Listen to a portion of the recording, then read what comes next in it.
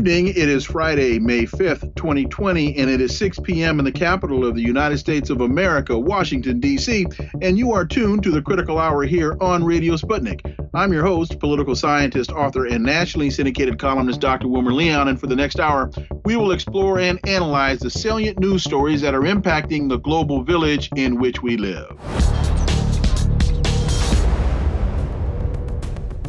It's Friday, so we'll kick off today's show the way we do every Friday with my first guest. He's a frequent collaborator with all major news outlets and author of City Builders and Vandals in Our Age, Caleb Maupin. Caleb, welcome back. Sure. Always a pleasure to be here. So I usually send out a list of topics to the guests and we discuss the topics I select. Ebony, my producer, told me today that you were really looking forward to today's show. So with that said, let's start with what's on your mind today, sir. Well, I look at the situation in the country, and we've got these protests that are breaking out everywhere, people taking to the streets and demanding an end to police brutality, talking about some of the economic concerns that are underlying it. And we see an establishment that is just in shock and doesn't quite know what to do about this and is mobilizing. We see voices trying to calm the protests. I think there's a big effort to try and change the conversation and make this a movement to remove Donald Trump rather than a movement against police brutality and racism. But it seems like the country is awakening very much, and people are in motion. And the president is really not doing much to quell the situation. If anything, he seems to be actively trying to throw fuel on the fire.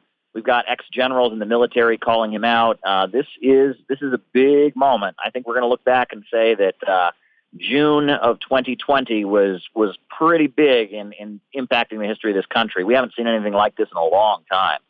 You mentioned former generals coming out and speaking out against the president, former generals speaking out against their commander-in-chief. Is that sending a signal to you, or is that really just important but not really significant, if that makes sense? It's important. Let's remember that before Jimmy Carter was basically ousted, he was voted out of office, that retired generals took out an ad in the New York Times condemning him for the SALT Treaty and saying that he was not pro-military enough, and that retired generals, that's sending a message. The Pentagon, you have to remember that in the military, you can't denounce the president because he's your commanding officer. He's the commander-in-chief. And that's it. And that's why I referred to him that way instead of just calling him the president. Indeed. In the context of this analysis. Indeed. And, so it seems like these retired generals, just like in the case of Carter, are saying what, actual, rank and file active duty soldiers cannot say. And this is pretty big. We heard that Mark Esper, differing with Trump about the Insurrection Act. And it seems like because, Trump works for Trump. Trump wants to be more popular. He wants to get reelected. He wants a base of supporters. And so he's playing up, be very, very afraid. There's mobs of Antifa out to get you. Be very afraid. If they start looting, we start shooting. He's hamming this up as much as he can. This is his favorite episode of the reality TV show he's been filming at the White House for the past 4 years. And right now, the situation in the country calls for calm. And he's not doing that. He's not doing the job that statesmen generally do.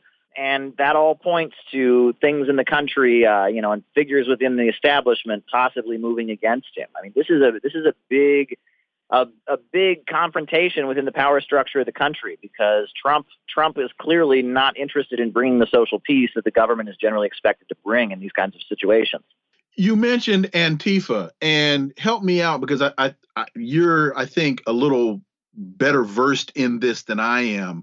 I know that Antifa is an abbreviation for anti-fascist or anti-fascism, but is it a movement or is it an organization? One of the things that because looking at the way that Antifa is being used in the debate, people are making it out to be an organization as though you can dial 1-800-ANTIFA and somebody will answer the phone and say, "Welcome to Antifa headquarters. How may I help you?"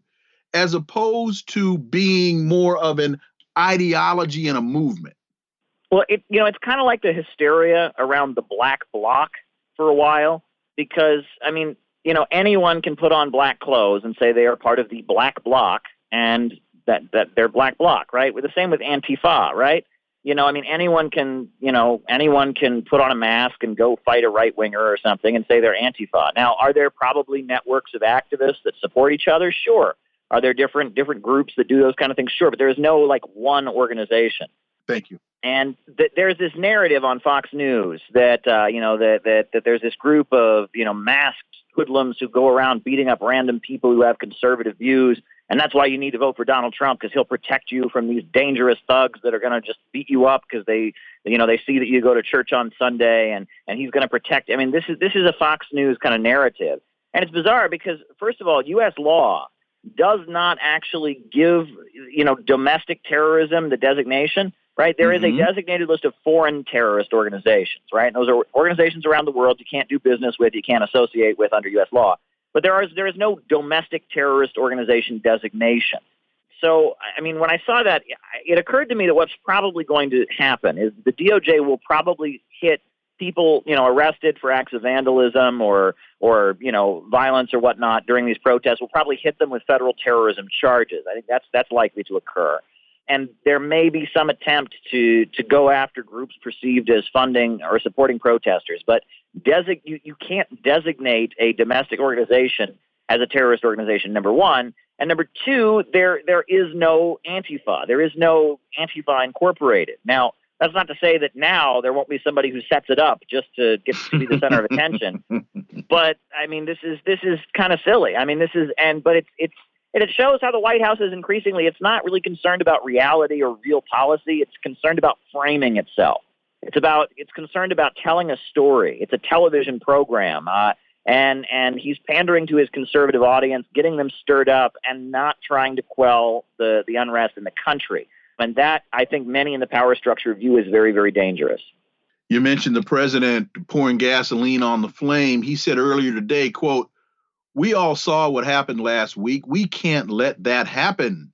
Hopefully, George is looking down right now and saying, this is a great thing that's happening for our country. It's a great day for him. It's a great day for everybody. This is a great, great day in terms of equality. It's what our Constitution requires, and it's what our country is all about. I heard that, and well, let me ask you, you're my guest, your thoughts on this statement. Again, not a statement intended to calm things over and calm folks down and bring the country together. When he's invoking the memory of the person killed to justify his own position, I'm sorry. Again, you have to wonder who is in the PR department. Who does he run these ideas by? I guess nobody, right? I mean, in theory, Trump just kind of wings it, right? He just gets on Twitter at 3 a.m. and it's probably Edward Bernays. It's the ghost of Edward Bernays who created the idea of propaganda, and it later became what we know as public relations. Yeah, I mean these are words that like the second he came out of his mouth, they were just asking for widespread condemnation. It was not effective PR at all. It's really, really not well thought out at all. If I had been in a room, he has a team, and he said, okay, I'm going to say that George would approve of what I'm doing. Where's the team to say, Trump, let's not go with that. Let's go with, maybe something else. Maybe you can talk about a conversation you had with the rally. Where's the team to kind of vet the message and kind of convince him not to go with that? I'm sure that George Floyd is looking down and grimacing at the angst and anguish and the suffering of his family. And I'm sure he would much prefer to be sitting with them, laughing, loving, and enjoying them instead of seeing their angst and anguish. There's an interesting piece that I really wanted to get your take on. Washington, D.C. residents have been besieged by a number of heavily armed law enforcement officers who share an unexpected characteristic. You can't tell who they are. Their affiliation, their personal identities are not discernible. How concerned are you that in the midst of all of this mayhem, there are unidentifiable law enforcement officers on the streets of the United States? Well, after Occupy Wall Street, when they cleared the park, they had these metal barricades around the park. And there were these guys that stood around the park, and they weren't dressed in police uniforms, and they didn't have badges, but they were armed, and they were standing around the park. And if you wanted to get into the Zuccotti Park, you had to go through them, and they would tell you couldn't bring this in and you couldn't bring that in. And people would ask them, "Are you cops? We can't answer that question. Are you military? We can't answer that question." They were just the armed guys there in the park that were making sure there was no protests or rallies going on in Zuccotti Park. Who were they? We didn't know. And it's still to this day, I don't think anybody knows who they are. Most likely what's going on is that there's the use of private military and security firms. And we know that's very widespread. Blackwater Academy is one of them, but there's many, many other ones. And how does that work? I mean, they're not, if they're working for a private company, but then they're given police power, they're like designated the authority to do stuff for police. It's a legal mess, right? I mean, and I'm curious now, as somebody who's interested in how U.S. law is enforced, if someone were accused of assaulting one of these people, would that be the same as assaulting an officer of the law? If they're not, if we don't even know who they're working for, right? Do you know what I'm saying? I do. It gets murky. Right. It gets very, very murky. A private security guard, in a lot of states, a private security guard cannot even touch you. Now, here in New York, if you have a security license, they can touch you and it's not assault. They're not allowed to physically assault you, but they can manhandle you out of the building and such if they have a license. But it depends, right? And so where do these people that are carrying out law enforcement duties but probably working for a private corporation, where do they fit into the U.S. law and U.S. code? It's a question a lot of people are probably wondering, and we don't seem to have an answer. I know a guy who is like a 2010 degree black belt that is a private contractor with city and state law enforcement entities, and he is called in on raids and other things when they need people with his skill set. And he's also weapons trained. And one of these non-badge wearing guys, butt kicking guys that they call in, he's a contractor, and he's not, to my knowledge, assigned to any company. But when they need extra manpower, they bring him in, and he serves all of the elements of law enforcement. Well, you know who ought to be mad about this? Obviously we could be mad about this, about the privatization and the shadowy stuff, but I would think police officers' unions would be mad about this, right? Because police officers, they have pensions, they have health care plans, they have union protections on the job. And if you hire somebody else to do the job for them, you're taking a job away from a police officer, right? And I can guarantee you, especially if they're calling them in, if they're like on call, if they're not, everyday employees, if they're on call like this, they're not getting anything near the benefits that police officers get. They're not getting anything near the yeah. So think about it. That's if in the old labor movement terminology, that's scab labor, right? Right. Yeah. And I think that cops would be angry about it. Just like, when California, there are all these, union protected, well-paid firemen, and yet they're using prisoners. They're paying $1 a day to put out the fire, right? This is increasingly, we're seeing good paying government jobs replaced with private sources and private companies that don't give anything near the benefits. Let me get your take on one more issue, and that has to do with the gentleman, Martin Gugino, who was shoved to the ground by Buffalo police. In the original police report, it was that he was injured when he tripped and fell. And yes, he did trip and fall after two Buffalo cops, younger than he, stronger than he, taller than he, pushed him to the ground. Yeah, then he did trip and fall. But your thoughts on he cracked the back of his head open. He was left lying on the ground. Now, they did subsequently call for medical assistance, but it took a while for them to get there, and a lot of cops walked past him as he was laying down on his back, bleeding from the back of his head. just a horrifying video. You watch it, and he's laying there, in a pool of blood that's getting bigger and bigger behind his head. Why did they shove him like that? You watch it, it's just horrifying.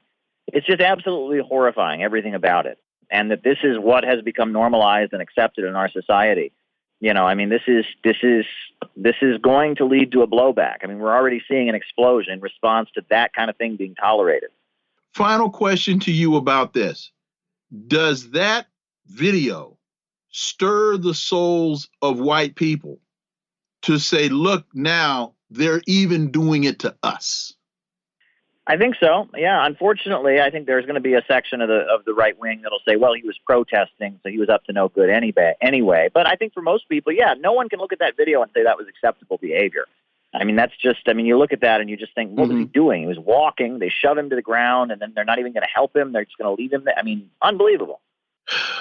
Wow. It's going to get worse before it gets better. Caleb Maupin, as always, man, thank you so much for your time. Really, really appreciate your perspective. Stay safe and look forward to having you back.